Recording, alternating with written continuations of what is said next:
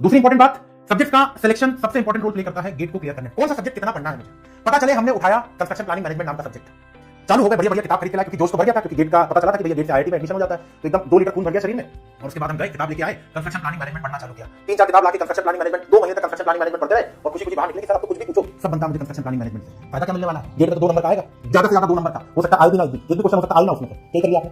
तो भैया सब्जेक्ट की इंपॉर्टेंस समझ के जिस हिसाब से अपना टाइम आपको सब्जेक्ट को देना है तैयारी में, सबसे ज्यादा टाइम मैथ्स और एप्टीट्यूड के अलावा you have to give for geotech, environmental, transportation and FM, in 4 subject को सबसे ज्यादा टाइम दीजिएगा। भले यहां से 1-2 सब्जेक्ट गायब कर देंगे चलेगा, कौन कौन से सब्जेक्ट गायब कर सकते हैं वो भी बताऊंगा मैं, कि किन सब्जेक्ट्स को आप ना भी पढ़ेंगे तो भी काम चल जाएगा, ऐसा भी होता है, क्योंकि मैंने पहले बता दिया आपको सारा कुछ नहीं पढ़ना मुझे, ठीक है भैया। तो ये 4 सब्जेक्ट मैंने तैयार कर लिए। अब आते हैं तीसरे पार्ट पे, जिसमें मैंने रखा है सोम, स्ट्रक्चरल एनालिसिस, आरसीसी और हाइड्रोलॉजी। ये उतने इंपॉर्टेंट सब्जेक्ट तो नहीं है गेट के हिसाब से, गेट के पॉइंट ऑफ व्यू से उतने इंपॉर्टेंट सब्जेक्ट तो नहीं है, लेकिन इनको पढ़ना तो रहेगा। इनके साथ मैं कोई भी छेड़खानी नहीं करूंगा, we have to study these subjects, लेकिन उतना ज्यादा डिटेल में जाके नहीं जितना ज्यादा डिटेल में मैंने इन 4 सब्जेक्ट्स को पढ़ा हुआ। इन 4 सब्जेक्ट को तो मुझे हर चीज पढ़नी है, इसमें soil, environmental, transportation and FM, इसमें तो सब पढ़ना है। सी ग्रुप में जो 4 सब्जेक्ट लिखे हैं उसमें आप कुछ सेलेक्टिव स्टडी कर सकते हो, चलेगा। जैसे स्ट्रेंथ ऑफ मटेरियल आपने उठाया, तो स्ट्रेंथ ऑफ मटेरियल में कुछ टॉपिक्स ऐसे हैं जिसमें से हो सकता है सवाल पिछले 5-7 साल में पूछे ही ना गए, तो छोड़ दीजिए, स्किप कर दीजिए उसको, कोई दिक्कत नहीं।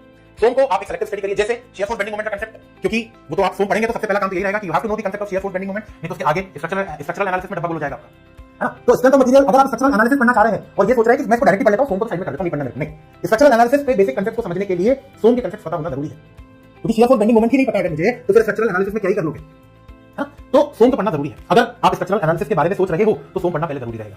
तो सोम पढ़िए, उसमें क्या जानना, शियर फोर्स बेंडिंग मोमेंट पढ़िए, डिफ्लेक्शन के बारे में पढ़ लीजिए, ट्रस्ट के बारे में थोड़ा बहुत पढ़ लीजिए, कॉलम्स एंड स्ट्रेस नाम का एक चैप्टर होता है उसको पढ़ लीजिए, हो जाएगा काम आपका, और बेंडिंग थ्योरी पढ़ लीजिए, इससे ज्यादा सोम में नहीं पढ़ना। स्ट्रक्चरल एनालिसिस में आएंगे, क्योंकि आपके शियर फोर्स बेंडिंग मोमेंट के कांसेप्ट सोम में क्लियर हो चुके हैं, तो स्ट्रक्चरल एनालिसिस आपको इतना ज्यादा कठिन नहीं लगेगा। 3-4 चीज तो पढ़नी है उसमें, वर्चुअल वर्क के बारे में पढ़ लेना, स्लोप डिफ्लेक्शन में method end moment distribution method, यही तो है चीजें। तो अगर आपका सोम के कांसेप्ट क्लियर होंगे तो स्ट्रक्चरल एनालिसिस में दिक्कत नहीं आएगा।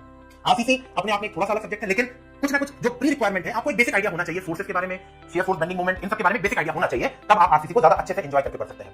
और एक सब्जेक्ट इन तीनों की कैटेगरी से एकदम ही अलग सब्जेक्ट मैंने रखा हुआ है, दैट इज हाइड्रोलॉजी। बहुत आसान, बहुत छोटा और बहुत ज्यादा स्कोरिंग सब्जेक्ट है हाइड्रोलॉजी। तो इन 4 सब्जेक्ट्स में अगर मैं आपसे ये बोलूं कि क्या सीक्वेंस फॉलो करना है, तो हाइड्रोलॉजी तो पढ़िएगा ही पढ़िएगा, इसके लिए कोई भी प्री रिक्वायरमेंट नहीं है आपके लिए, आपको कुछ भी नहीं आता है तो भी आप हाइड्रोलॉजी पढ़ लेंगे, उसके लिए कोई एक्स्ट्रा रिक्वायरमेंट नहीं होती, हाइड्रोलॉजी आप वहां से पढ़ लीजिए। आरसीसी, स्ट्रक्चरल एनालिसिस और सोम पढ़ने के लिए सबसे पहले यू हैव टू स्टडी सोम पढ़ना पड़ेगा, तभी एनालिसिस और आरसीसी में मजा आएगा पढ़ने में, क्योंकि पढ़ने में मजा ही आना चाहिए। पढ़ाई को अगर बोझ मान के या भार मान के पढ़ोगे तो मजा, फिर वो इंटरेस्ट नहीं डेवलप कर पाओगे। अगर आपको किसी चीज में इंटरेस्ट डेवलप करना है तो उसमें मजा लाना पड़ेगा। बस समझिए, बहुत प्रैक्टिकल बात है। हाइड्रोलॉजी के लिए कोई प्री रिक्वायरमेंट नहीं है, आप सिर्फ पूछते हैं तो हाइड्रोलॉजी को तो पढ़िएगा, इस ग्रुप सी में हाइड्रोलॉजी को पढ़ना ही पढ़ना है। और अगर ये 3 सब्जेक्ट की बात करूं, सोम, एनालिसिस और आरसीसी में, तो इन 3 सब्जेक्ट्स को पढ़ने के लिए पहले सोम पढ़िएगा, उसके बाद ही आप एनालिसिस और आरसीसी में हाथ पांव मारिएगा, ठीक है। ग्रुप डी की बात करें तो ग्रुप डी के जो सब्जेक्ट लिखे हुए हैं, अगर इनमें से 1-2 सब्जेक्ट आप पूरी तरीके से छोड़ भी देंगे, मैंने बोला था शुरुआत में कि कुछ सब्जेक्ट आप छोड़ सकते हैं, वो ग्रुप डी में से जो सब्जेक्ट मैंने लिखे हुए हैं इसमें से आप कुछ सब्जेक्ट को अभी दिमाग से हटा ही दीजिए।